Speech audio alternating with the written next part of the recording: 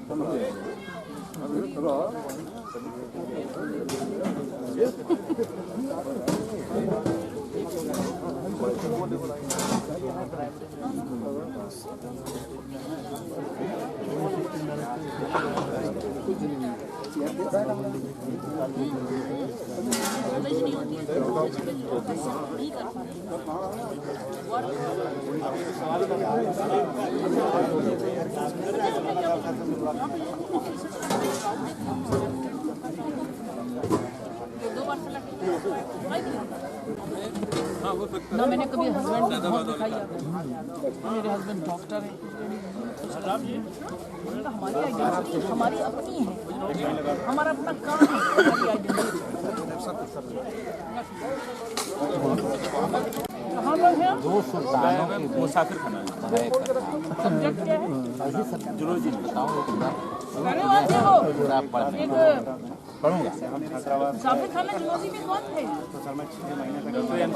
हाँ हाँ, उन्हीं के स्थान वो गर्ग सर थे जिन्होंने अपनी कुर्सी कब शुरू किया नौकरी के लिए? 2013 में।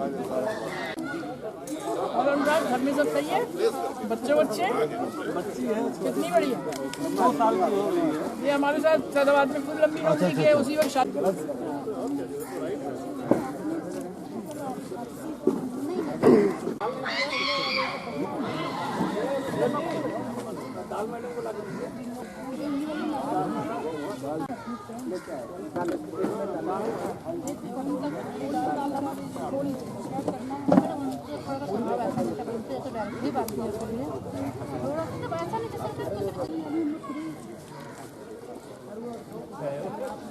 रिकॉर्ड है क्या बोलिए? जी सर, हम लोगों को रिकॉर्ड कर लीजिए।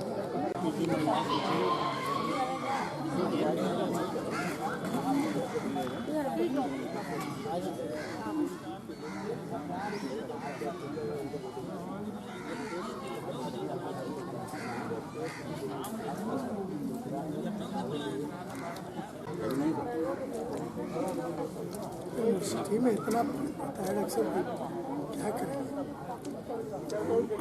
परीक्षा वगैरह तो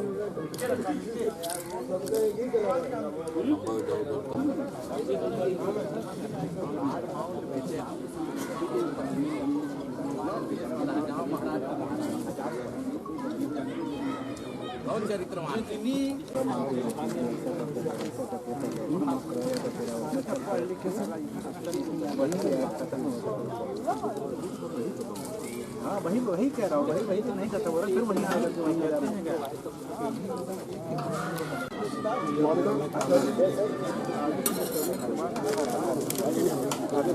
अच्छा, लेकिन एक ये आपको मैं शायद पीसीबी से देखा था, तो मैं हमारे सेक्रेटरी बने, सबसे हमारा संगठन वो बना था। अच्छा, ये बन गया, क्या नाम है? सेक्रेटरी धीरे। अच्छा, तो मुझे बहुत चर्चित रखते थे सारा जो। हाँ, क्योंकि मुझे लगा कि हमें लगा आनंद सबसे परिचय होगा था, आनंद कुमार कोटकर। हाँ हाँ हाँ, ये थोड़ा साइड।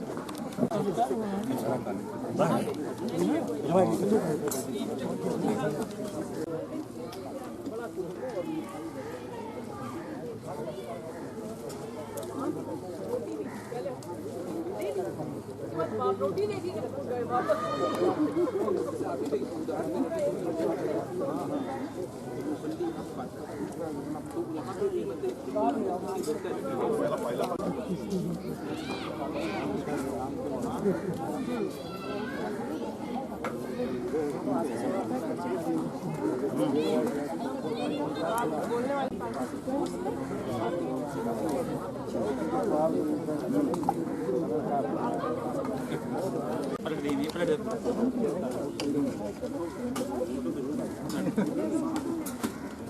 एक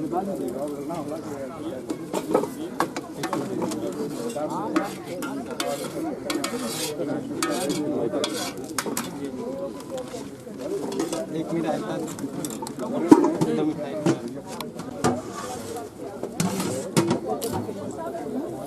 नेपाल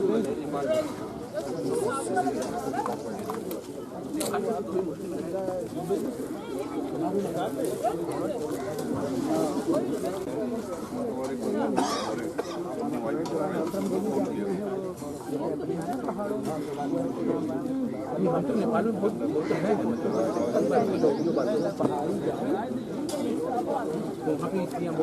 भारत में भी इस तरह काम तो करती है,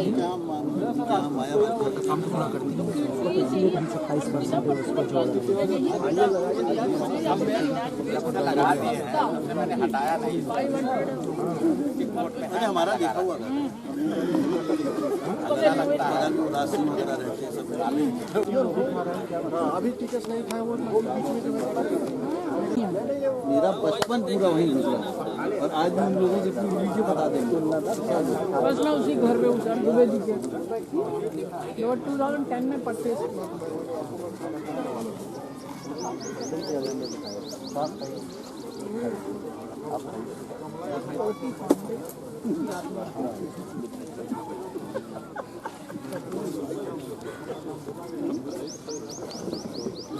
आपकी उन्नति रोड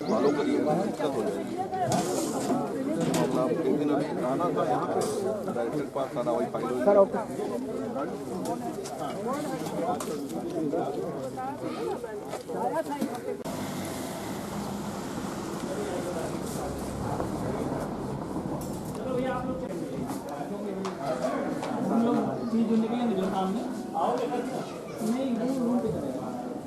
चलो देखते हैं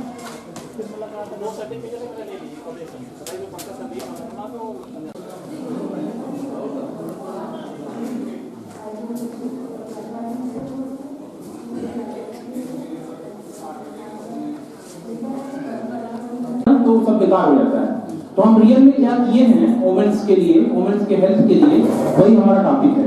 तो यहाँ पे एक टॉपिक में आप देख रहे हैं कि हाइड्रोजन फ्यूल होम कुकर। तो हाइड्रोजन क्या होता है मैं डिटेल में बताऊंगा अभी लास्ट में, क्यों यहाँ पे हाइड्रोजन फ्यूल होम कुकर की बात कर रहे हैं।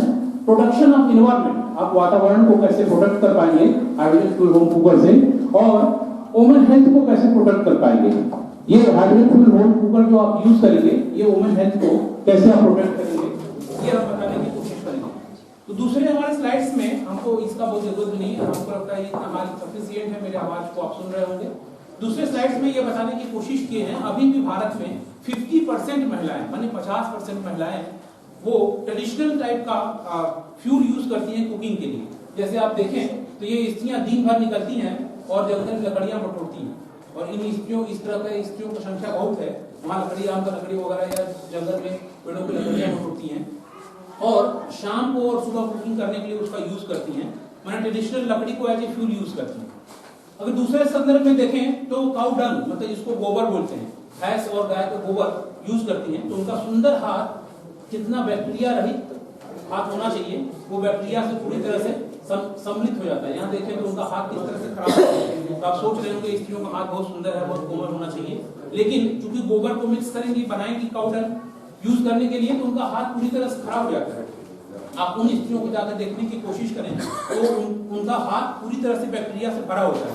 अगर वो खाना जो खाती हैं, वो पानी भी पीती हैं, तो वो बैक्टीरिया जो गोबर मतलब एक तरह का मल है एक जानवर का, जो निकल के मतलब बाहर चला जाना चाहिए, लेकिन उसको क्या करती है मिक्स करके उसको फ्यूल के रूप में यूज करने के लिए, मतलब कुकिंग फ्यूल के रूप में यूज करने के लिए इस तरह का मतलब भी बनाती हैं, उसको कोहरी और चिपरी भी बोलते हैं। तो इस तरह से औरतें बनाती हैं, यहाँ ले जाती हैं, और फिर अगर इस तरह के ट्रेडिशनल फ्यूल को, माने आम का लकड़ी हो, पत्ती हो, कोयला हो, या जो भी ट्रेडिशनल फ्यूल है, गोबर हो, इसको अगर यूज करते हैं आप खाना बनाने में, तो इस तरह से हाइड्रोकार्बन का इमिशन होता है, CO2 का इमिशन होगा, कार्बन मोनोऑक्साइड का इमिशन होगा, जो कि एक स्लो पॉइजन है, आप धीरे धीरे करके उसको इनहेल करते हैं, तो ढेर सारे समस्याओं को लेके आते हैं। भारत में स्त्री कमजोर है, ये सब लोग बात करते हैं, कमजोर इसलिए हैं क्योंकि इस तरह का फ्यूल यूज करके उनका पूरा का पूरा आर्गन, माइक्रो आर्गन सिस्टम आदमियों से कमजोर हो जाता है। अगर आप तुलना करेंगे, इसको बोलते हैं इन हाउस पॉल्यूशन, माने घर के अंदर पॉल्यूशन हो रहा है। और वो इनहेल कर रहे हैं, उनको खाना बनाना ही बनाना है। अभी आपको हम एक स्लाइड दिखाएंगे कि यहाँ पे 95% महिलाएं खाना बनाती हैं, चाहे वो प्रोफेसर की वाइफ हो या डीएम की वाइफ हो। अगर 2 प्रोफेसर हैं, हस्बैंड वाइफ, मेरे डिपार्टमेंट मतलब यूनिवर्सिटी में ही, नाम नहीं डिस्क्लोज करूंगा, यूनिवर्सिटी में ही, तो जब प्रोफेसर और उनकी वाइफ दोनों प्रोफेसर हैं, घर पे लौटते हैं तो प्रोफेसर साहब से छुट के इस पे सोफा पे बैठ जाएंगे, बोलेंगे एक कप चाय बना के ले आओ, थोड़ा पिया जाए। तो वहां खाना कौन बनाएगा? फीमेल बनाएगी, स्त्री बनाएगी। ये सिचुएशन है, रियल ट्रूथ है। तो अगर वहां तो ट्रेडिशनल फीड यूज नहीं कर रहे हैं, मैंने खाना बनाने के लिए इस तरह का लकड़ी या इस तरह का मतलब गोबर से बना हुआ चीजें यूज नहीं कर रहे हैं, लेकिन अगर हम आगे देखने की कोशिश करेंगे कि अगर इस तरह का हम फ्यूल यूज करते हैं तो ये आप देखेंगे टॉक्सिक रेसिपी है इसमें पूरा। जब आप मतलब कोई भी लकड़ी है निकालते हैं, वो आपके ह्यूमन हेल्थ के लिए अच्छा नहीं है। ह्यूमन हेल्थ के लिए कौन सा गैस अच्छा है? केवल ऑक्सीजन। नाइट्रोजन भी ठीक नहीं है। नाइट्रोजन भी अगर आप इनहेल करेंगे, अभी गुजरात में आप एग्जांपल सुने होंगे, एक नर्स नाइट्रोजन सिलेंडर से अपने आप को नाक में लगाई और मर गई। तो आपको जीवन जीने के लिए, बेहतर लाइफ के लिए ऑक्सीजन जरूरी है। जितना भी लकड़ी को बर्न करें, चाहे काउ डंग को बर्न करें, वो सब टॉक्सिक एलिमेंट्स निकलता है। तो और ये मतलब मिलियंस ऑफ वुमेन्स के लिए, केवल मतलब भारत में नहीं, पड़ोसी राज्यों में भी और ढेर सारे गरीब देशों में, अफ्रीकन महाद्वीप के महिलाओं के लिए भी ये यूज करती हैं। और ये पूरी तरह से टॉक्सिक है, जो उनकी जो लाइफ स्टाइल है या उनके जीवन को बेहतर बनाने के बजाय बहुत ही दूषित कर देता है और उनका एज भी कम कर देता है। ये ढेर सारी चीजें हैं यहाँ पे जो मतलब आप फ्यूल के रूप में यूज करते हैं, यहाँ पे दिया गया है। इसको डिटेल्स के बारे में हम नहीं बताएंगे, बस ये बताने की कोशिश करेंगे कि अगर हम इस तरह का फ्यूल यूज कर रहे हैं तो यह लगभग 2.7% मतलब ग्लोबल डिजीज बर्डन है। माने अगर जितनी भी बीमारियां हैं उसमें 2.7% ये बर्डन है, इस तरह से बीमारियां फैल रही हैं। और दूसरे बीमारियों का भी कारण है, जैसे फॉर एग्जांपल के रूप में आप हाइड्रोकार्बन इस तरह से बर्न कर रहे हैं, घर में महिलाएं बर्न कर रही हैं, तो उनका लंग्स खराब होगा, उनका गला खराब होगा, उनका ब्रेन खराब होगा। तो जब आप घर में जाएंगे तो संबंध भी बिगड़ेगा। लेकिन जो मतलब पुरुष है, पुरुष प्रधान समाज है यहाँ पे इंडिया में और दूसरे देशों में भी, ढेर सारे देशों में नहीं है, मैं उसका भी उदाहरण दूंगा। तो वो ये सोचता है कि मतलब ये क्यों मेरे में चिल्ला रही, जबकि उसका ये कारण है कि दिन भर एक्सपोज की। अभी बताने की कोशिश करूंगा, एक स्त्री लगभग घर में 8 घंटा एक्सपोज होती है हाइड्रोकार्बन इमिशन से। तो 8 घंटा एक्सपोज की और आप बाहर टहल के आए, बाहर की चीजों को देख के आए, वो स्त्री घर में भी काम कर रही है। कामकाजी महिलाओं की बात मतलब यहाँ पे हो रही है। कामकाजी महिला हम सबको मानते हैं, हमारे दृष्टिकोण से जो घर में महिला है वो भी कामकाजी है।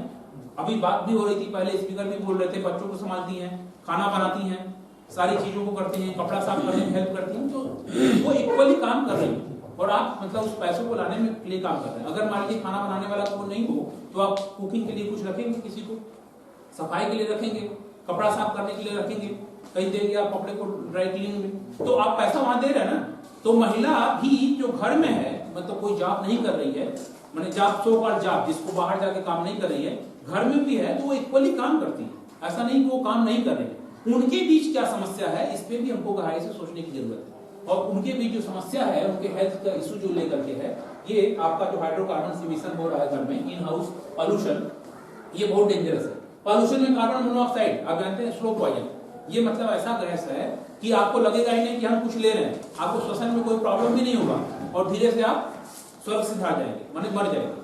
ठीक है, कई लोग आप एग्जांपल भी देखे होंगे कि जाड़े के दिनों में गोरी जला करके सो जाते हैं और सुबह पूरा फैमिली मरा हुआ होता है।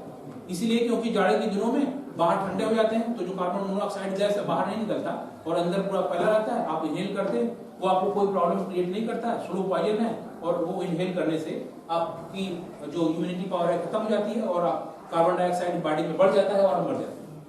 आपको पता ही होगा कि मरे और जिंदा आदमी में केवल एक ही डिफरेंस होता है कि जिंदा आदमी में ऑक्सीजन 95% से ऊपर होगा, मरे आदमी में ऑक्सीजन 95% से नीचे होगा, माने 75% होगा। बॉडी में CO2 का फॉर्मेशन होता है और जब CO2 का फॉर्मेशन हो जाता है तो आपके जो भी माइक्रो ऑर्गन्स हैं, फॉर एग्जांपल लंग्स है, हार्ट है, वो काम करना बंद कर देते हैं। तो मरे आदमी और जिंदा आदमी में केवल यही डिफरेंस होता है। तो ये गैसेस जो हैं वो वही गैसेस हैं जो डेंजरस गैसें हैं, जो कि मतलब कि हम घर में प्रोड्यूस कर रहे हैं, ये हाइड्रोकार्बन इमिशन से। अब दूसरा मतलब आपके दिमाग में बहुत अच्छा मतलब फैसला होगा, हम तो एलपीजी यूज करते हैं, कोई प्रॉब्लम नहीं।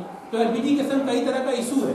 ग्रामीण इलाके में एलपीजी के लिए इस तरह से लंबी लाइन लगानी पड़ती है और कई कई लोग जानते भी होंगे जो ग्रामीण इलाकाओं से संपर्क रखे होंगे यहाँ पे विद्वानगढ़, वो जानते होंगे कि एलपीजी ढोने में 5-10 किलोमीटर जाना पड़ता है, क्योंकि एलपीजी वितरण गाँव में नहीं होता, जहाँ पे ठीक से रोड ही नहीं।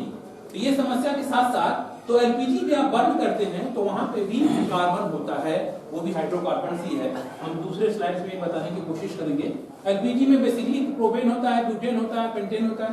तो यहाँ पे आप देखने की कोशिश करेंगे C3H8 मैंने कार्बन इज देयर, यहाँ C4H10 यहाँ भी कार्बन है। अगर आप देखेंगे तो इनका मतलब 50-50% यहाँ पे उसका फार्मूला, केमिकल फार्मूला इस तरह से देखने की कोशिश करें तो यहाँ भी कार्बन है। तो जो लोग ये सोच रहे होंगे कि एलपीजी तो प्योर क्लीन है, एलपीजी उतना ही डेंजरस है जितना CO2 डेंजरस है। एलपीजी कहीं से भी मतलब नहीं है, आपको दिखता नहीं है, मतलब कार्बन धुआं नहीं दिखेगा नहीं, लेकिन उसका भी आप जब इनहेल करते हैं कार्बन, तो ये कार्बन बंद करके CO2 ही फॉर्मेशन बनाता है। अगर देखने की यहाँ कोशिश करें तो ये एक चार्ट बन के बताया हुआ है। और इस तरह से जो एलपीजी बर्निंग होती है, जैसे यूएस में वहां एलपीजी बर्निंग नहीं होती है, इलेक्ट्रिसिटी से बर्न होता है, वहां खाना बनता है बेसिकली, तो वहां पे एलपीजी घर में इन हाउस पोल्यूशन नहीं होता, तो वहां का जो लिविंग क्वालिटी होगा लाइफ का वो बहुत बढ़ जाएगा। फॉर एग्जांपल के रूप में जब मैं यूके में था तो वहां मुझे आयरिश न्यू ईयर पे एक इन्विटेशन मिला, वहां पे गए तो 90 ईयर की वुमेन डांस कर रही थी, और यहाँ पे 45 के बाद सब लोग सोचेंगे बूढ़े हो गए, मेरा पैर दर्द कर रहा है, मेरा कमर दर्द कर रहा है, ये दर्द करने लगा। और आई एम 100% श्योर जो यहाँ पे अगर 40 वुमेन होंगी वो सब बीमार है, कोई ना कोई बीमारी होगी। आप बैठ के सोचिएगा, आप मतलब अभी कह सकते हैं हम बीमार नहीं है, एकदम ठीक है, एकदम सुंदर है, क्या दिक्कत है, लेकिन आप जाके घर में बैठ के सोचिएगा हम क्या बोल रहे थे। आपका लंग्स ठीक से काम नहीं कर रहा होगा, आपका शुगर बढ़ा होगा, आप मतलब किसी बात को लेकर तुरंत इरिटेट हो जाते होंगे। मतलब इस तरह का प्रॉब्लम है स्त्रियों में। 40 के बाद ही हम अपने आप को बूढ़े समझने लगते हैं, जबकि इंग्लैंड में वही स्त्री 90 साल पे डांस कर रही है, मैंने कितनी खुश है, उसको कोई प्रॉब्लम नहीं, हेल्थ का इशू नहीं। और अभी यहाँ पे जो स्त्री हैं उनका जो मरने का उम्र है वो 56 ईयर है लगभग एवरेज, कुछ थोड़ा बड़ा इधर उधर हो सकता है, लेकिन वही जब इंग्लैंड की स्त्रियों की बात करेंगे तो 74 ईयर है। और उस मोमेंट पे औसत आयु को 1 वर्ष 2 वर्ष बढ़ाने में हालत खराब हो जाती है। तो 74 वर्ष औसत आयु है इंग्लैंड की स्त्री का, जापान की स्त्री का, अमेरिका की स्त्री का, यूरोपियन कंट्री की स्त्री का, और यहाँ पे स्त्रियों का स्थिति है 56 ईयर। तो वहां पे मतलब ये नहीं है कि मतलब कुछ और भी प्रॉब्लम हो गया, जॉब नहीं लगा इसलिए मर गए, मतलब खाना नहीं मिल रहा इसलिए मर गए। प्रॉब्लम ये है कि इन हाउस पोल्यूशन जो है, इन हाउस पोल्यूशन आप लगातार इनहेल कर रहे हैं, जो आपका माइक्रो ऑर्गन्स है शरीर में, फेफड़ा है, हार्ट है, वो उसके अगेंस्ट में काम कर रहा है, वो इतना पहले थक चुका होता है कि दूसरे तरह का इन्फेक्शन होते ही तुरंत इन्फेक्शन हो जाता है। जैसे अभी एक वायरस, कोरोना वायरस चाइना में फैला हुआ, अभी आज की न्यूज में था, वो कंट्रोल कर लिया। लेकिन अगर यहाँ पे कोरोना वायरस अगर आ जाएगा, हालांकि मौसम यहाँ ठीक है, फैलने का संभावना बहुत कम है, मैं आपको डरा नहीं रहा हूँ, तो यहाँ पे कई हजार लोग सीधे सीधे मरेंगे, क्योंकि यहाँ पे सबका लंग्स कमजोर है, सबका हार्ट कमजोर है, उसके अगेंस्ट में मतलब इन्फेक्शन बहुत तेजी से फैलेगा। तो अब अगर इस चार्ट को देखें तो इंडिया में हालत बहुत ही खराब है। देखिए यहाँ पे सबसे अधिक मतलब इस तरह के इन हाउस पोल्यूशन से लोग मर रहे हैं, और यहाँ पे अफ्रीकन महाद्वीप और अपोर्स मतलब यहाँ पे मैक्सिको है, उसके नीचे मतलब कुछ देश है यहाँ पे अभी भी इस तरह के काउ डंग और मतलब लकड़ी वगैरह जला के खाना बनाते हैं, इन हाउस पोल्यूशन होता है। तो इंडिया का सिचुएशन बहुत ही खराब है, बहुत भयावह है। तो हमको इस पे विचार करना चाहिए कि हम क्या करेंगे इस तरह से स्थिति देखें। तो जो लोग ये कह रहे थे कि मतलब कि एलपीजी में कार्बन नहीं होता, एलपीजी में कार्बन होता है। अगर कुछ लोग ये भी सोचते हैं कि CNG is good things, CNG अभी चल गया, बनारस में भी सीएनजी बहुत तेजी से चल रहा है, दिल्ली में भी सीएनजी बहुत तेजी से चल रहा है। तो अगर सीएनजी में क्या होता है देखने की कोशिश करेंगे तो सीएनजी मेथेन होता है, नथिंग इज मेथेन, CH4, तो वहां पे भी कार्बन है। तो दिल्ली के सुप्रीम कोर्ट मतलब सुप्रीम कोर्ट ऑफ इंडिया, हालांकि किसी नेता ने मतलब सीएनजी को लागू नहीं किया था, सुप्रीम कोर्ट का यह आदेश था कि सीएनजी को लागू करिए, दूसरे देशों में चल रहा है। तो सुप्रीम कोर्ट के आदेश से मैंने यहाँ पे भी सीएनजी लागू हो गया, बनारस में भी और कई क्षेत्रों में भी सीएनजी धीरे धीरे आ रहा है। लेकिन सीएनजी में भी कार्बन है, अल्टीमेट सोल्यूशन नहीं है, सीएनजी में भी कार्बन होगा। अगर तुलना करें सीएनजी कंटेंट से और एलपीजी से, तो यहाँ पे जो नेचुरल गैस है सीएनजी, यहाँ पे एनर्जी कंटेंट थोड़ा कम है। तो अगर सीएनजी आप यूज करें तो खाना बनाने में बहुत टाइम खर्च होगा, तो एक्सपोजर टाइम माने कार्बन कंटेंट कम है लेकिन आप एक्सपोज ज्यादा हो जाएंगे। तो कुल मिला के सीएनजी अगर भी यूज करें घर में कुकिंग के लिए, तब भी आपके हेल्थ के लिए बहुत बेहतर नहीं होगा, क्योंकि उसका एनर्जी कंटेंट देखें तो यहाँ बहुत कम है, 1/3 है लगभग। तो 1/3 होने की वजह से आपको टाइम ज्यादा देना पड़ेगा, कुकिंग में टाइम ज्यादा देना पड़ेगा तो सब गड़बड़ हो जाएगा। तो अब ये वही चार्ट बता रहा है कि इस तरह के इन हाउस पॉल्यूशन से कितने तरह की बीमारियां हो रही हैं और कितना लोड है। तो आप देख रहे हैं कि अस्थमा से लेके टीबी से लेके लंग कैंसर से लेके ढेर सारी बीमारियां, जो टोटल बीमारियां में इनका इस तरह से रेशियो है जो आप घर में इन हाउस पॉल्यूशन से एक्सपोज हो रहे हैं। और इसमें 95% फीमेल है। ये पता नहीं चलता, मतलब आपको लगेगा नहीं, लेकिन आप एक्सपोज होकर के ढेर सारी बीमारियों को अपने आप इकट्ठा कर रहे हैं। तो ये बहुत ज्यादा डेंजरस है इन हाउस पोल्यूशन। तो अगर ये देखने की कोशिश करें, मतलब यहाँ पे तो 95% कुकिंग डेवलपिंग कंट्री में डन बाय वुमेन, ये आप स्वीकार भी करेंगे, शायद सभी घरों में ऐसा हो रहा है। और women carry the burden of cooking in the home. आप देख रहे हैं कि मतलब 95% औरतें कुकिंग कर रही हैं और कुल मिला जुला के सुबह शाम मिला जुला के चाय भी बना रहे हैं, बीच में स्नैक्स भी बना रहे हैं, तो 8 आवर पर डे एक्सपोज हो रहे हैं। आप इस तरह के हाइड्रोकार्बन इमिशन से 8 आवर पर डे एक्सपोज हो रहे हैं और इससे आपका हेल्थ लगातार डाउन हो रहा है। ठीक है, तो इस चीजों को कैसे हम मतलब रिड्यूस करें। अब आप बोलेंगे शहर की स्त्रियां नहीं एक्सपोज होंगी, आप देखेंगे ये शहर की स्त्री है, ये भी एक्सपोज हो रही है एलपीजी जला के। ये ग्रामीण इलाके की स्त्री है, मतलब जो ट्रेडिशनल कुकिंग सिस्टम यूज कर रही है, लकड़ी वगैरह कम हो रहा है, मतलब ईयर उनके जीने का, स्वास्थ्य लाइफ अच्छी जिंदगी जीने का संभावना कम हो जाता है, उनका स्वास्थ्य ठीक नहीं रहता। तो अब ये वही बता रहा है, डेथ रेट वगैरह बता रहा है, एक डाटा है जो कि मतलब टाइम थोड़ा कम है इसलिए वो सब नहीं बता रहे हैं।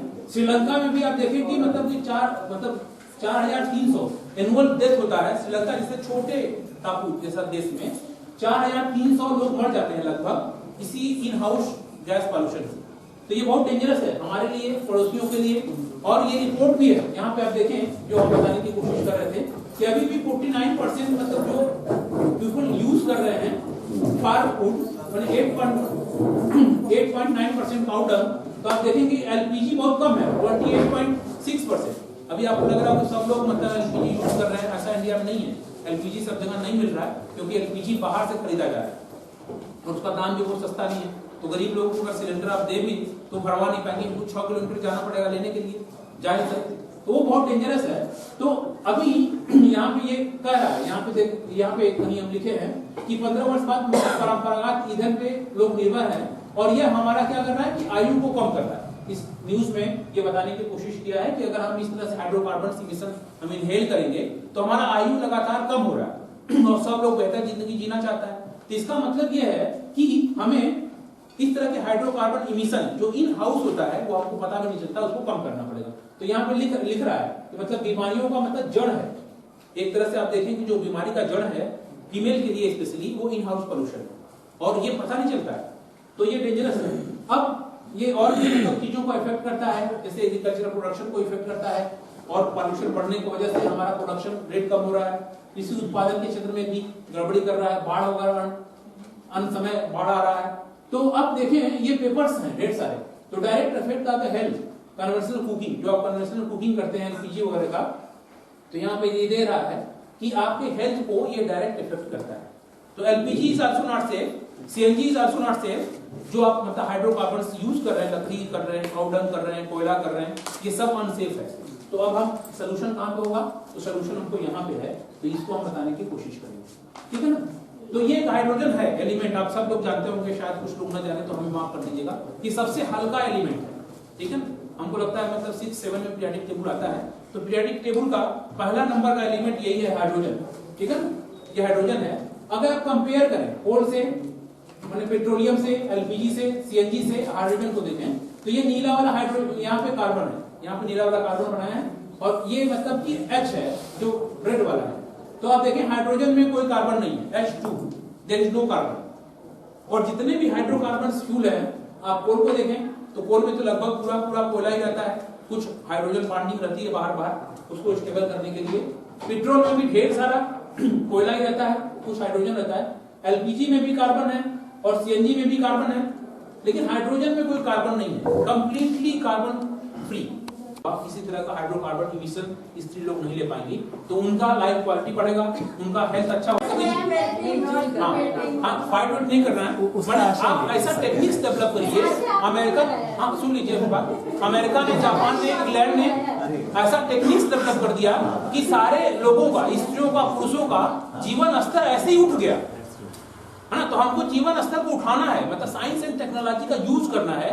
जैसे अभी क्या है, मतलब कि ट्रैफिक रूल लगाइए, सब पुलिस लगाइए, पुलिस का कोई बात ही नहीं मानता, पुलिस को पकड़ घसीट के लेके चले जाता है। वही साइंस एंड टेक्नोलॉजी का यूज करिए, कैमरा लगाइए, उनके यहाँ पेनल्टी भेज दीजिए, सब लोग अब रेड लाइट जलेगा तो खड़े हो जाएंगे। बनारस में भी रेड लाइट लागू हुआ है, सब लोग खड़े हो जाएंगे। उसके पहले पुलिस बेचारा हाथ देता था, कई लोग रस्सी लगा के रोकते थे, लेकिन रस्सी भी चढ़ा देते थे, क्योंकि ऐसे लोग हैं।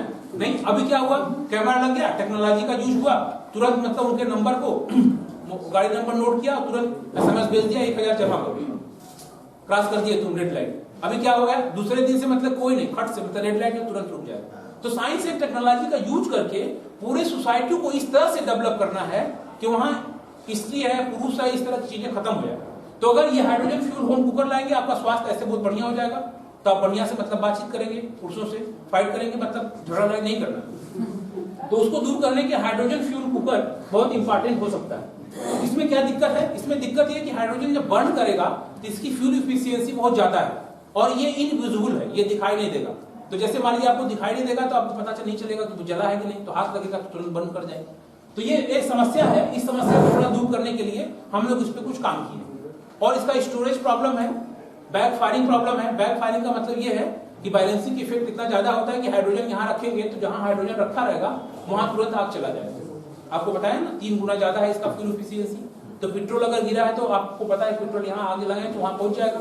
तो हाइड्रोजन इससे 3 गुना फ्यूल एफिशिएंसी है, तो बहुत तेजी से जाएगा ड्यू टू बैलेंसिंग इफेक्ट। तो उसको दूर करने के लिए बीच में पोरस मटेरियल रखते हैं, तो उसका भी है सोल्यूशन, उसका भी है। तो ये देखिए बर्नर का डिजाइन हम लोग किए, ठीक है ना। तो बर्नर अगर आप देखें तो यहाँ मतलब कि कुछ भी बर्न करने के लिए ऑक्सीजन का जरूरत पड़ता है। एलपीजी में भी अगर पलट के देखें अपना जो बर्नर है तो यहाँ पे एक मतलब कि यहाँ फ्यूल इनलेट होता है और यहाँ से मतलब एयर कंटेंट जा करके यहाँ मिक्स होता है, फिर यहाँ बर्न करता है। तो हाइड्रोजन के केस में भी ऐसे ही है। हाइड्रोजन को विजिबल बनाने के लिए एक वहां पे मेस लगा देते हैं। यहाँ पे ये सबसे अच्छा डिजाइन है, तो ऊपर एक मेस लगा देते हैं। जब हाइड्रोजन स्टील के प्रेजेंस में बर्न करता है, माने आयरन के प्रेजेंस में बर्न करता है, तो उसमें कलर आ जाता है। तो हाइड्रोजन को जो इनविजिबल का था उसको हमने कलर कर दिया, तो हाइड्रोजन बर्न करते समय दिखाई देने लगेगा। देखिए ये है डिजाइन। अब बैक फायरिंग का मतलब कि प्रॉब्लम्स को दूर करने के लिए ये जो मतलब होल है एलपीजी में बहुत बड़े बड़े होते हैं, ठीक है, माने 2 mm 4 mm तक हो सकते हैं, बट हाइड्रोजन में आपको 0.3 0.4 mm का करना पड़ेगा। माने जो होल हैं बहुत छोटे करने पड़ेंगे और वो हाइड्रोजन किसी पोरस मीडियम से आपको गुजारना पड़ेगा कि पोरस मीडियम में माने फायर जो है पीछे न जाए। तो जब हम इसका उलट के दिखाने की कोशिश करेंगे, ये देखिए डिफरेंट तरह के NaCl पाउडर को अगर आप डालेंगे, माने हल्का सा NaCl रखते बर्नर के पास, तब भी इस तरह के फ्लेम आ जाते हैं कलर। और डिफरेंट इंटेंसिटी पे ये फ्लेम कितना इंटेंसिटी है ये मेजरमेंट किया गया स्केल रखकर कितना बड़ा फ्लेम होगा। तो ये NaCl के संग मतलब ये है।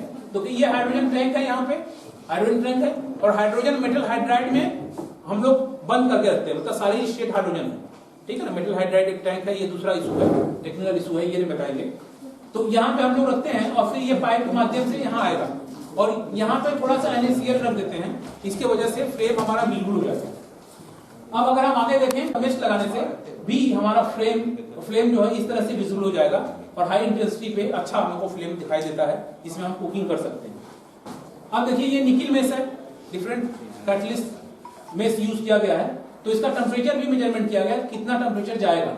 यहाँ देखिए निकिल मेश के संग ऑलरेडी टेम्परेचर 629 डिग्री सेंटीग्रेड चला गया, यहाँ 710 डिग्री सेंटीग्रेड चला गया। तो अगर निकिल मेश करें तो ये भी एक बहुत बढ़िया हो सकता है। और स्टील मेश के संग आप देखें, जो हम बात भी कर रहे थे, स्टील मेश के संग हम लोग डेवलप किए हैं, तो इसमें फ्लेम देखिए काफी अच्छा है और इसका मतलब हमको सफिशिएंट टेम्परेचर मिल जाता है किसी भी चीज को कुकिंग करने के लिए। और ये एलपीजी से जल्दी कुक करेगा, है ना। पार्ट्स को भले डिजाइन करना पड़े थोड़ा, अभी हम लोग उस पर काम नहीं किए हैं। तो ये देखिए कंप्लीट माने हाइड्रोजन कुकिंग, आपका जो स्टोव बोलते हैं इसको, जैसे उसको क्या हिंदी में और क्या बोलते हैं, चूल्हा, हाइड्रोजन चूल्हा है। तो इसमें आप थोड़ा सा एलपीजी भी मिक्स कर सकते हैं। एलपीजी थोड़ा सा मिक्स करेंगे विजिबिलिटी के लिए, तो अगर एलपीजी मिक्स करेंगे तब आपका विजुअल कलर हो जाएगा ऐसे, ठीक है। तो अगर मान लीजिए हाइड्रोजन केवल कंप्लीटली है, वो इनविजिबल है, थोड़ा सा अगर एलपीजी मिक्स करें तो इस तरह का विजिबल फ्लेम हो जाएगा। तो ये हाइड्रोजन टैंक है और ये एलपीजी है। तो हाइड्रोजन टैंक देखिए ये आया है, एक प्रेशर गेज है क्योंकि हमेशा प्रेशर होगा, गैस है। तो यहाँ पे ये दोनों मिक्स करके आराम से बर्न कर रहे हैं। तो अब देखिए यहाँ पे मिक्सिंग करने का डिफरेंट मेथड है। मैंने हाइड्रोजन ले सकते हैं, एलपीजी सीधे मिला सकते हैं और एलपीजी इधर से डालें, हाइड्रोजन इधर से डालें, यहाँ पे मिक्स करें और ये कुकिंग पार्ट है ना। इस तरह से हम लोग डिजाइन कर सकते हैं।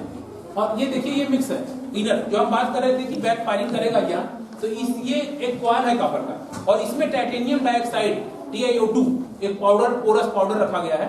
तो इसी के थ्रू हाइड्रोजन आएगा।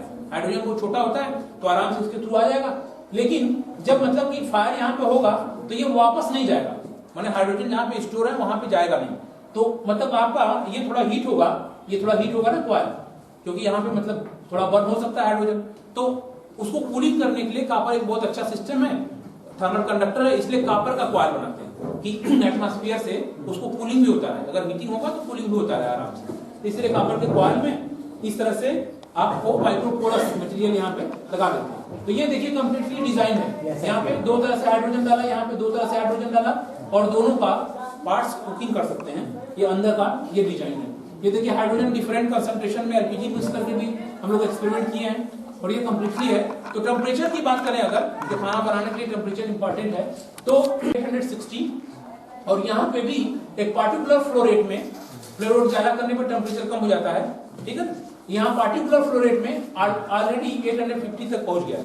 तो टेम्परेचर ऑलमोस्ट एलपीजी के बराबर ही है। तो कुकिंग में आपको कहीं से भी प्रॉब्लम नहीं होगा। फायदा क्या होगा कि completely pollution free, in house gas में कोई भी हाइड्रोकार्बन्स नहीं है, तो आपको इनहेल नहीं करना पड़ रहा है। तो अब इस तरह का प्रोजेक्ट मतलब देखिए कई जगह हम लोग डिमॉन्स्ट्रेट किए हैं ऑलरेडी। मतलब हम लोग 10-20 चूल्हा बना करके सोसाइटी को दिए हुए, लेकिन सोसाइटी को जो हम लोग दिए तो इसमें इंडिया की एक बहुत बड़ी कंपनी जो एलपीजी सप्लाई करती है और हर एलपीजी सिलेंडर में उसका पैसा, उसको फायदा देने जा रहे हैं। तो वहां सेफ्टी इशू सॉल्व हो गया। तो वो लोग हमारे यहाँ विजिट किए और हम लोग जो हाइड्रोजन कुकिंग से खाना बनाए वो खाना खाए, खिचड़ी वगैरह बनाए, बस हमारा खत्म हो गया। हम जल्दी बोल रहे हैं। तो ये हमारा कंक्लूजन यही है कि मतलब हाइड्रोजन एक अच्छा गैस हो सकता है, मतलब कुकिंग सिस्टम हो सकता है। अगर इसको हम यूज करें तो महिलाओं की स्थिति थोड़ी बेहतर हो सकती है, क्योंकि वो स्वस्थ रहेगी तो बेहतर काम करेगी और आगे बढ़ सकती हैं। और हमारा लास्ट कंक्लूजन ये है कि इसमें ढेर सारे काम में लोग इन्वॉल्व हैं और सर पद्मश्री हैं, कुछ विदेश के लोग भी इन्वॉल्व हैं जो चाहते हैं एशिया को सपोर्ट करना, चाइना के लोग भी इन्वॉल्व हैं, जापान के लोग भी इन्वॉल्व हैं और अमेरिका के लोग भी इन्वॉल्व हैं। तो ये पूरा टीम बना करके साइंटिस्ट लोग मतलब किसी भौगोलिक परिधि या पर्यटन परिधि में नहीं काम करते हैं, पूरी दुनिया के लोग मिल करके इस प्रॉब्लम को सॉल्व करने के लिए लगे हुए हैं। तो हम इस बातों को कहने के बाद आपको थैंक यू बोलते हैं और ये सर ये पेटेंट अप्लाई हो गया? पेटेंट अप्लाई हो गया, बाहर ये वाली चाबी ठीक।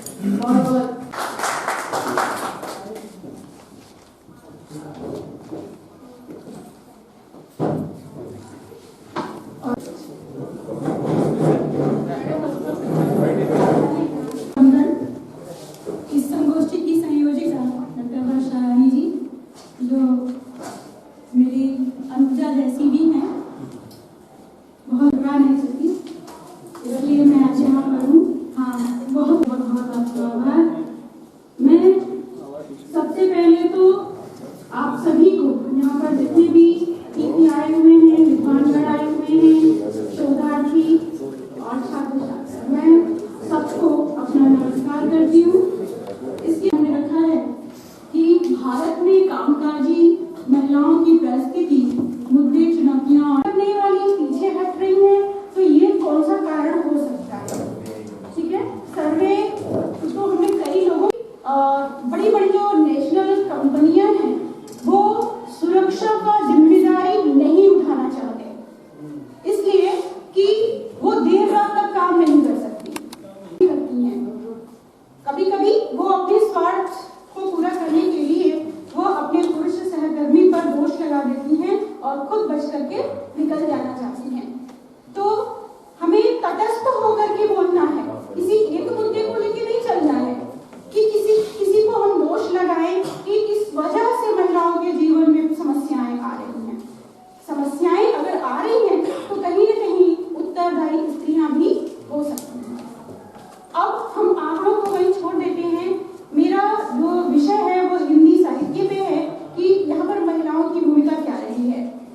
तो जिस तरह से हम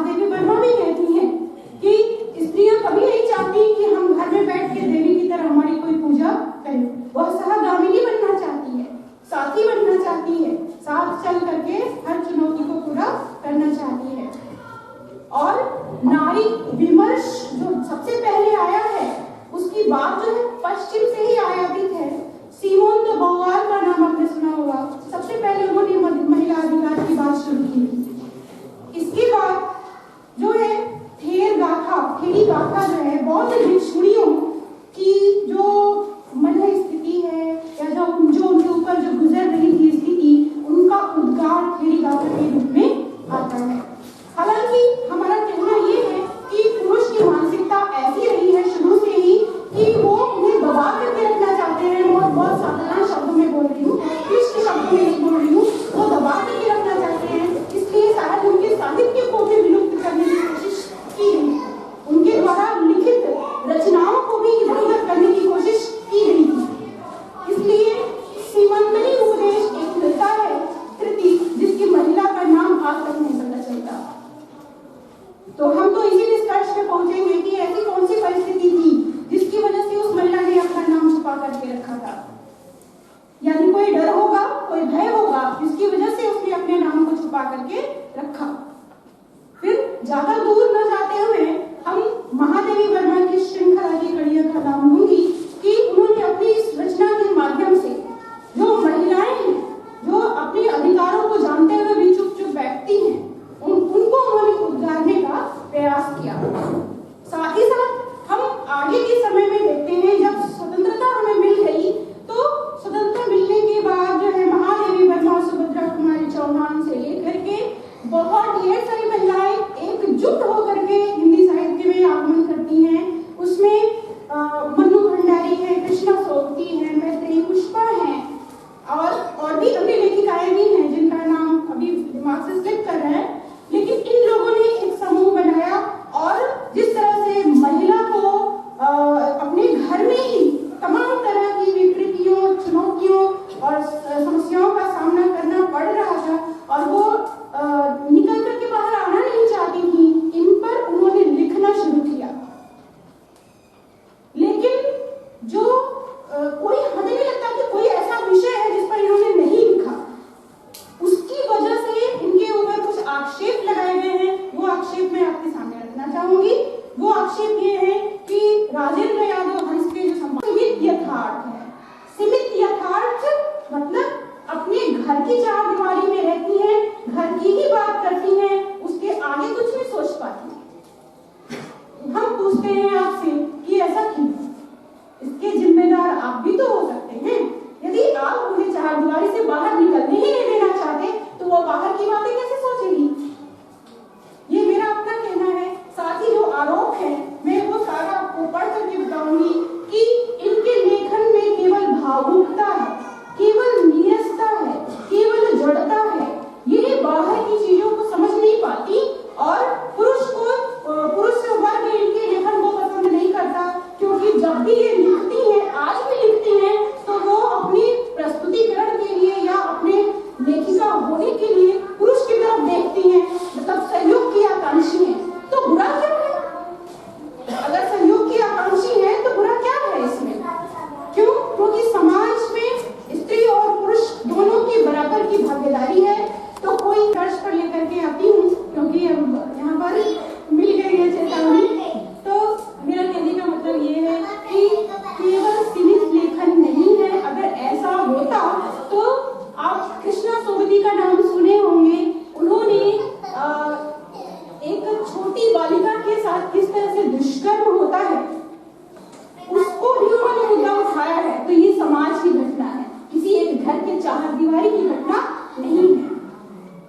निर्भया हत्याकांड हुआ तो वो एक समाज का मुद्दा है जिस पर कविताएं लिखी जा रही हैं। और जो पुरस्कार मिले उनको वो घर की चार दीवारी के चीजों के लिए नहीं मिले बल्कि समाजोन्मुखी होने के लिए मिले। कभी वो नोबेल पुरस्कार पाती हैं तो कभी कुछ पाती हैं। तो ऐसा नहीं कहा जा सकता कि उनका लेखन केवल व्यक्तिगत है। आज भी कुछ लेखिकाएं हैं जो लिख रही हैं, जैसे कि बीएचयू के दर्शन विभाग में एक है श्रुति पांडे जी। वो हमेशा बहुत ही अच्छा लिखती हैं। मैं उनकी कविताएं हमेशा पढ़ती हूँ, हालांकि वो हिंदी की नहीं है, उसके बावजूद मुझे बहुत अच्छा लगता है उनकी कविताएं। वो कहती हैं कि आप काम भी करिए, काम करने के साथ साथ अपने अधिकारों की बात भी करिए। चुनौतियां हैं, निश्चित रूप से हैं, लेकिन आपको मिलजुल करके उसको हल करना है। कहती है कर्तव्यों के साथ सहेजो तुम अपने अधिकार, कर्तव्यों के साथ सहेजो तुम अपने अधिकार, नहीं तिलांजलि दो स्वप्न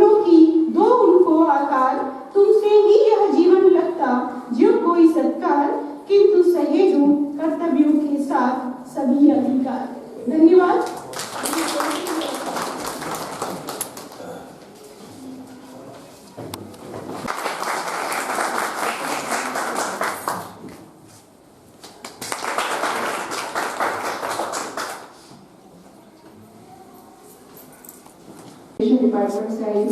डॉक्टर साधना श्रीवास्तव को आमंत्रित करती हूँ, वे आए और अपना शोध पत्र, अपने विचार इनवाइटेड लेक्चर के रूप में प्रस्तुत करें। Thank you ma'am. समय का अभाव है और समय की बाध्यता भी है, तो मैं अपनी बातों में काफी स्लाइड्स आई थी, लेकिन अब मैं अपनी बातों को संक्षेप में रखना चाहूंगी। और मैं साधना श्रीवास्तव, पत्रकारिता में संचार में असिस्टेंट प्रोफेसर। और बात यहाँ पे मैं सीधे मुद्दे की करती हूँ। सर मैंने महिला की ना पुरुष की, उन्होंने बात की थी सिर्फ महिला सामर्थ्य की। मैम कि उसके बाद हम संयोग के साथ चले, तो इसके साथ मैं अपनी बात शुरू करती हूँ। बातों को करने के मैं चाहूंगी। मुश्किल है बड़ा ये सफर कांटों से भरा, पग पग टूटे हौसला घर का, घर से निकले तो है आंखों में सपने तो है, कैसे ढूंढे रास्ता। तो ये साथ में महिला को मनाते को बता दें, जिस पे मैं चर्चा नहीं करूंगी। और अब मैं थोड़ा सा अपने बारे में बताना चाहूंगी। मैं थोड़ा सहयोग से एक सरसरी इलाका बस क्लिप्स को निकाल दीजिए। मैं पिछले 25 सालों से लेखन कर रही हूँ, 1993 से, और आज भी मुझे एक मंजिल की तलाश है, एक नाम की तलाश है, और यहाँ आना मेरे लिए सबसे बड़ी चुनौती थी। धन्यवाद दूंगी मैं वर्षा मैम का, जब मैंने सेमिनार कॉन्फ्रेंस ग्रुप में ये टॉपिक देखा और मैंने ये कहा कि इस मंच से जब बात कामकाजी महिलाओं की हो रही है, अगर हम लोग एक महिला के साथ नहीं खड़े होंगे तो उन चुनौतियों की बात कैसे सफल होगी। मैं गोरखपुर में रिफ्रेशर कोर्स कर रही थी, मैं कल आई हूँ, मैंने सिर्फ 2 दिन में अपना रिसर्च पेपर तैयार किया, लेकिन बात यहाँ पे सिर्फ ये थी कि ये मंच तो नहीं है, ये मंच तो नहीं है, चर्चाओं का एक सफर है। और मेरा सिर्फ इतना कहना है, चर्चा होती रहनी चाहिए, चिंगारियां जरूर चलेगी, आग तो जरूर लगेगी और रोशन होगा एक दिन ये जहां। तो बातों की संक्षिप्तता के साथ मैं अपनी साइड पर सफर दिखाना चाहूंगी, जो कि मेरे 25 सालों का सफर है और आपका समय मैं बहुत कम लूंगी। ये आप देख सकते हैं, ये 21 साल पुरानी 2016 में थी, यानी कि अब ये 20 साल पुरानी। बातों को मैं बहुत संक्षेप में रोचकता के साथ कह रही हूँ कि समय भी ना जाए और आप ये देख सके। ये सिर्फ मेरा एक परिचय है।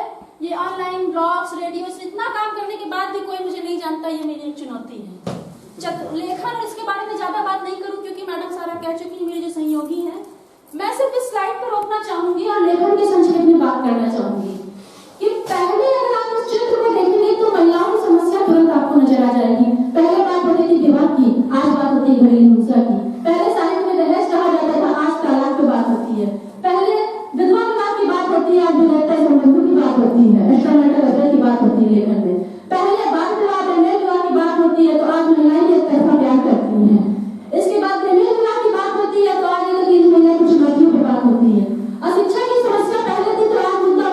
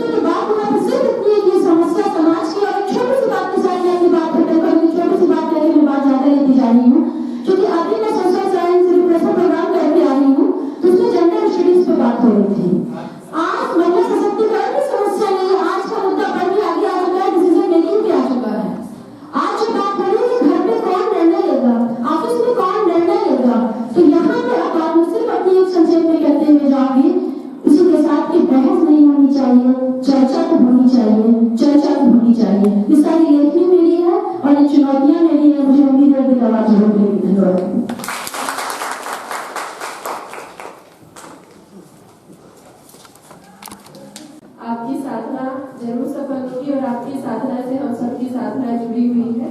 हम सब आपके साथ हैं और आप हमारे साथ हैं। मैं प्राचार्य महोदय से अनुरोध करूंगी कि आप हमारे मेडिकल लेक्चर है इन्हें स्मृति देकर सम्मानित करें। मैं डॉक्टर भावना सिंह मैडम से अनुरोध करती हूँ। डॉक्टर मायावती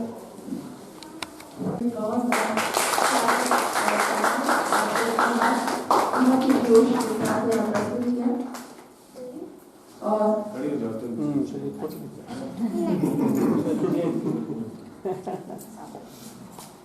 आइए आपका वक्तव्य सुनने को हम सब आते हैं। Thank you, ma'am. Thank you, Principal sir. Beautiful galaxy that you have gathered here and interacting the intellectual property of the nation. One thing I would like to tell you कि वहाँ पे जो है असिस्टेंट प्रोफेसर के रूप में काम कर रहे हैं, लेकिन जो कार्य की शुरुआत हुई है वो गवर्नमेंट डिग्री कॉलेज से हुई है और आप सब लोगों के बीच से ही हुई है और प्रतापगढ़ में सांगीपुर में और ज्ञानपुर के की बताने की बात नहीं है, लेकिन कहना जरूर चाहूंगा कि भदोही हमारी ससुराल है और डॉक्टर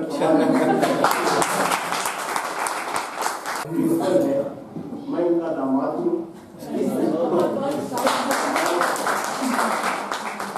कलाम है, गजल है, अपना गम लेने कहीं और न जाया जाए, अपना गम लेने कहीं और न जाया जाए, घर में बिखरी हुई चीजों को सजाया जाए।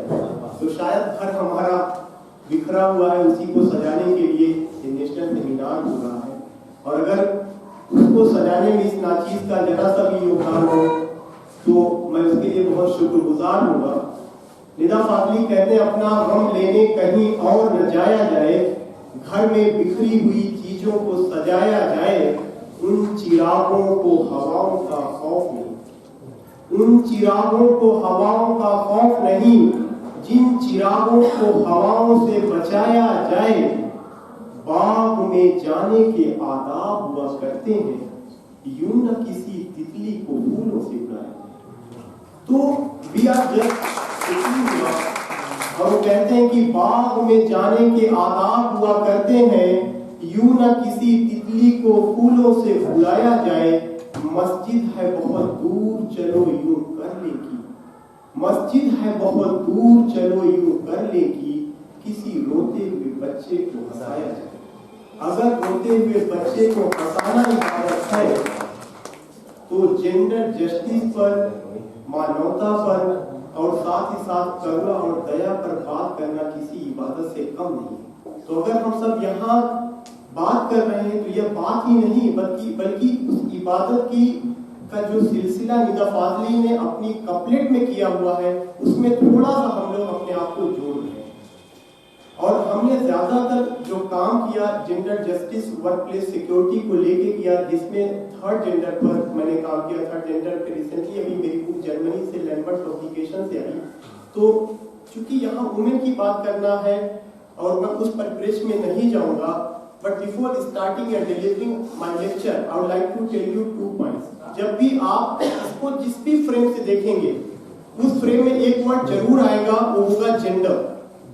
There are 2 words, one is gender and second is sex. अगर इस पार्टिकुलर चीज को हम समझ लेते हैं तो हमारी बहुत सारी चुनौतियां इन्हीं 2 शब्दों में ही क्या हो जाएंगी, सॉल्व हो जाएंगी। सबसे पहला चीज कि हमें समझना जरूरी है कि sex is a biological phenomena. हम जिस रूप में हैं, शमीम अगर हम हैं, अगर हमें शमीम नाम रखा गया तो इसका मतलब मैं लड़का था, लड़के का एक जो नाम रखा गया, उसका एक अपनी आइडेंटिटी जब उसने जन्म लिया तो खुदा ने, कुदरत ने, ईश्वर ने उसको एक आइडेंटिटी ऑलरेडी दे करके जमीन पर भेजी। उसको और किसी आइडेंटिटी की मोहताज नहीं था। वह आइडेंटिटी उसका क्या है, बायोलॉजिकल फिनोमेना है। अब बीइंग आइदर मेल और फीमेल, एक पर्सपेक्टिव है। दुनिया में आप कहीं पर भी चले जाइए, हमारे जैसे जो है लोग जो होंगे जो अपने आप को मेल कैटेगरी में रखते हैं, इसलिए मेल कैटेगरी में रखते हैं बिकॉज गॉड ने उनको ऐसा बनाया, इसलिए वो अपने आप को मेल कैटेगरी में, जो भी उसका एनाटॉमी जिसको कहें, शारीरिक बनावट, फिजियोलॉजी जिसको कहा जाता है। दूसरा शब्द जो होता है वह आपका किससे रिलेटेड है, that is the gender. Gender जो है that is a sociological and cultural phenomena. Sociological and cultural phenomena, सामाजिक और सामाजिक के साथ साथ सांस्कृतिक। हम आदमी हैं, हम आदमी के रूप में रहे, लेकिन उसके बाद जैसे ही हमने समाज में जन्म लिया, तुरंत का तुरंत जो है क्या हुआ, एक स्ट्रक्चर तैयार कर दिया गया, तुम्हें ये कपड़ा पहनना है, तुम्हें ऐसे चलना है, तुम्हें ऐसे देखना है। तो हमारी जो परवरिश होती है वो जेंडर मेंटालिटी में होती है, और उस जेंडर मेंटालिटी में होने से ही वहीं से ही क्या होता है, सेपरेशन शुरू हो जाता है। मैं बहुत हल्की सी बात मैंने जो भी बातें कही कि जो चैलेंजेस हैं, उन चैलेंजेस को आप कहीं पर ना करिए। कहा जाता है अगर क्वालिटी एजुकेशन देंगे तो सारी की सारी चीजों में सुधार आ जाएगा। एजुकेशन सारी चीजों का कहीं ना कहीं एक तरह से सुधार करता है, लेकिन आप ये सोचिए कि जिन बच्चों को, हम सारे लोगों के बच्चे प्ले ग्रुप में पढ़ते हैं, जब हम लोगों की एजुकेशन होती थी, आप स्कूल करिकुलम देखिए, उस स्कूल करिकुलम में हमेशा एक फोटो बनी रहती है, राम स्कूल जाता है, सीता झाड़ू लगाती है। सवाल ये उठता है कि अगर जब हम ऐसा फोटो जो है, जो बच्चा प्ले ग्रुप में है, जब उसके सामने दिखाएंगे कि राम स्कूल जाता है, सीता झाड़ू लगाती है, तो सीता क्या है, representative of the female world. इसका मतलब मेंटालिटी मैंने बच्चे की वहीं से परवरिश करना शुरू कर दिया कि एक लड़की का काम झाड़ू लगाना है, राम ने टाई पहन ली, कोट पहन लिया, और उसके बाद बालक हमने कहा भेजना शुरू कर दिया, वहां पे भेजना शुरू कर दिया। तो एक पॉइंट जो स्कूल करिकुलम है वहां पे जरूरी है कि इस जेंडर जो फोबिया है, जो जेंडर प्रॉब्लम है, वहां पर हम अटैक करें। दूसरा पॉइंट आता है कि एक कविता पढ़ाई जाती थी, उठो लाल अब आंखें खोलो, पानी लाई मुंह खोलो। हम सब लोगों को पढ़ाया जाता है लाल माने बेटा, क्यों नहीं कहा गया उठो बिटिया आंखें खोलो, पानी लाई मुंह खोलो? क्योंकि बेटे का प्रेम जो था, जो वात्सल्य था, चाहे वह माँ के प्रति रहा हो, चाहे फादर के प्रति रहा हो, वह हमेशा जो है क्या रहा है, कहीं से भी अगर देखा गया तो यही सोचा गया कि बेटा ही हमारी जनरेशन को पढ़ाने वाला है, उसको ज्यादा इंपॉर्टेंस दिया गया। तीसरा चीज जो है, एक और पोएम बहुत पहले पढ़ाई जाती थी जिसमें कहा जाता था, बंदर वाला बंदर लाया, बंदर के संग एक बंदरिया, पहनी थी वह लाल कंगरिया, ठुमुक ठुमुक कर नाच दिखाती, मांग मांग कर पैसे लाती। ठीक है, बदरिया का काम, बदरिया ने क्या किया, डांस। बदरिया से क्या किया जाता, अर्निंग। मैं नहीं कहता वहां पे, लेकिन मेरा ऑब्जेक्शन स्कूल करिकुलम को लेकर के, जब मुझे छत्रपति साहू जी यूनिवर्सिटी में बुलाया गया इस चीज को लेकर के कि स्कूल करिकुलम में, मैंने कहा कि अपने यहाँ यूजी लेवल में, पीजी लेवल में भी ऐसा तो नहीं, लेकिन जेंडर बायस्ड करिकुलम हमने रखा हुआ है। वहां पर भी जरूरी है कि हम उस पर जो है गौर फिक्र करें कि क्या यह रियली में चैलेंजिंग है या नहीं। तो एक पॉइंट मैंने कहा सेक्स और जेंडर, दूसरा पॉइंट मैंने कहा कि वो कहीं ना कहीं उसका करिकुलम। तीसरा एग्जांपल मैं जो है आपको एक मूवी से दूंगा। जब आप जेंडर को लेकर के बात करते हैं तो जेंडर में कहा गया कि जितना भी बहादुरी का काम है वह सब के सब किसके खाते में आ गया, मैन के खाते में आ गया। आप मुझे ये बताइए कि हम सारे लोगों ने एक मूवी देखा होगा Krrish 3। In Krrish 3 Priyanka Chopra, a beautiful heroine, she is flying with the head of the balloon in the open sky. The balloon suddenly burst. गुब्बारा जो है, प्रियंका चोपड़ा गुब्बारे के माध्यम से आसमान में उड़ रही, गुब्बारा जो क्या हो जाता है, बस्ट कर जाता है, पैर में लेकर के नीचे उतर रहे। हम कहते हैं सारे पुरुष है, अगर हमारे में इतनी शक्ति, हम लोग एक बार एक्सरसाइज ऐसी कर ले, पता चल जाएगा हमारा पुरुषत्व कहाँ है। तो हम दिखाना क्या चाहते हैं, whether we are going to tell these things with the help of the movie या चाहे स्कूल करिकुलम होगा, उन सारी जगहों पर एप्रिसिएट उसी चीज को किया गया। साथ ही साथ एप्रिसिएशन के साथ साथ हम ये कहेंगे कि गुणगान उसी चीज का किया गया जो कि पूरी की पूरी किससे रिलेटेड थी, जेंडर, और जेंडर में मैन को सेंटर में रख करके ये सारी की सारी चीजें रखी गई।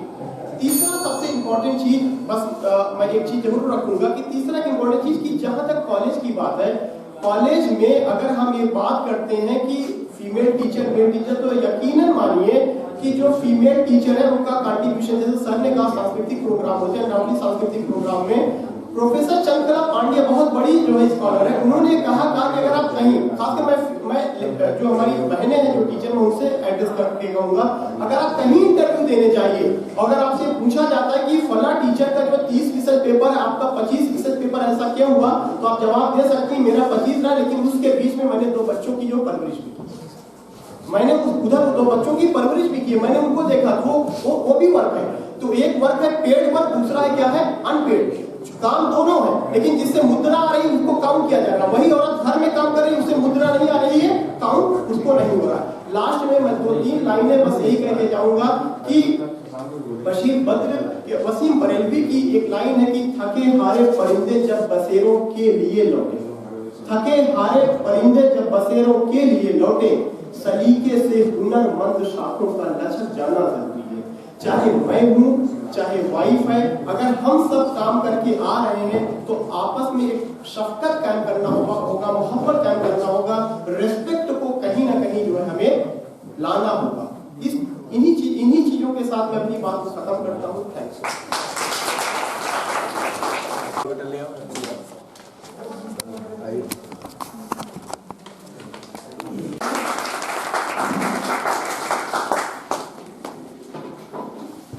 मैं बुलाना चाहूंगी doctor Shri Ghanshyam Dubey PG college Surya Bhadohi से। धन्यवाद। संचालन कर रही डॉक्टर आचार्य डॉक्टर मुरलीधर जी और हम लोगों के पुराने साथी हैं डॉक्टर एसबी सिंह जी। 2009-10 में ही इनसे मुलाकात हुई थी और इस संगोष्ठी में बुलाने का काम डॉक्टर ब्रजेश सिंह जी ने किया। मैं उनको धन्यवाद देना चाहता हूँ।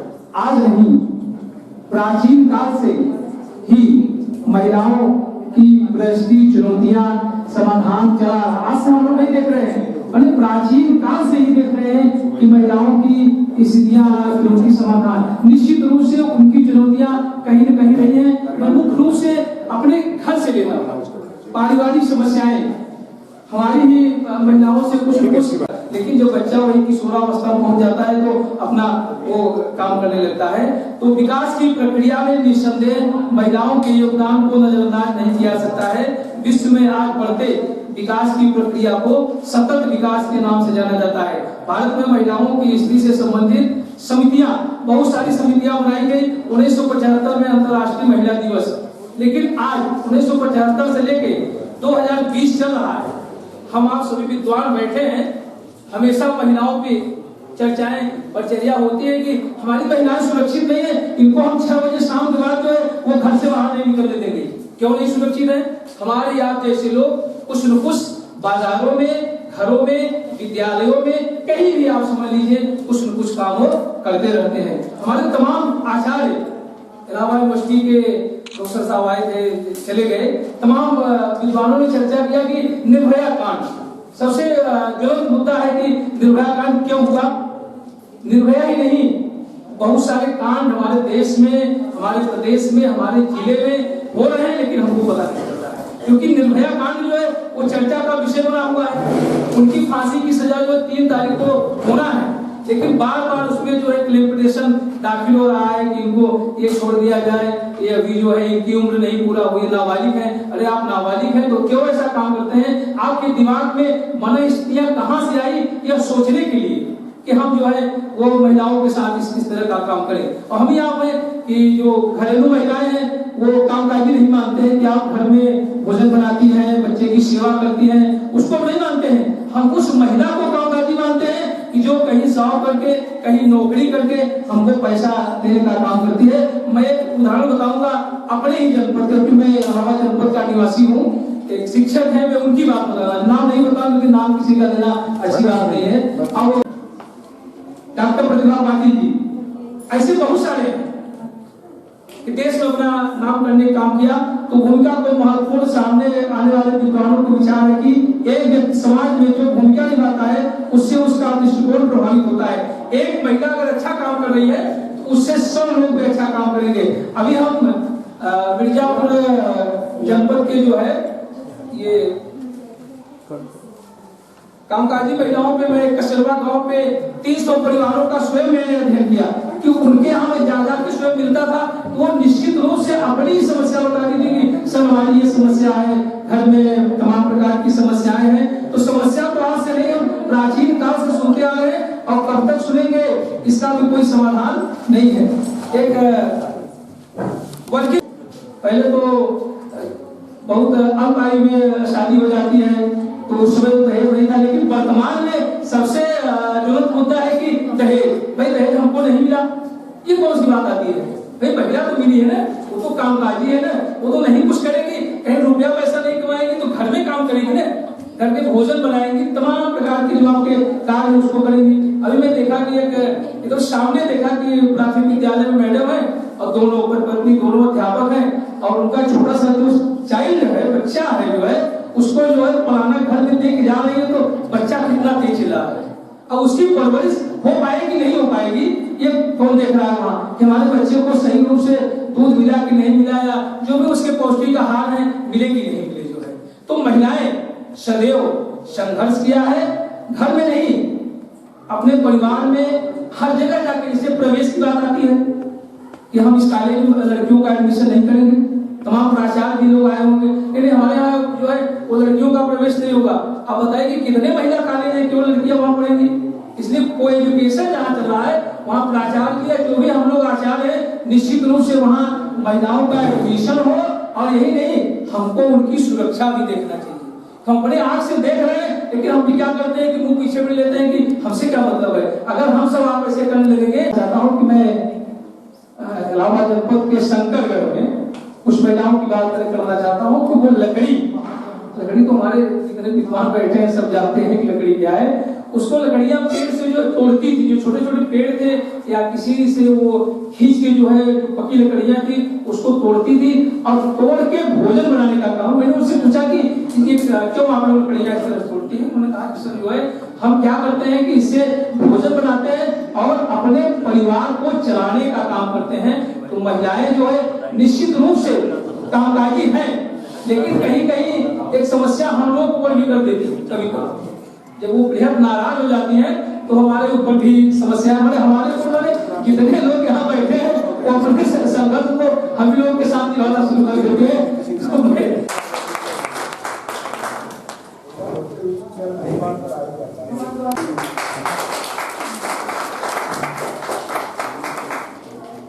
बहुत पुराने हैं सूर्याओं में, हैं?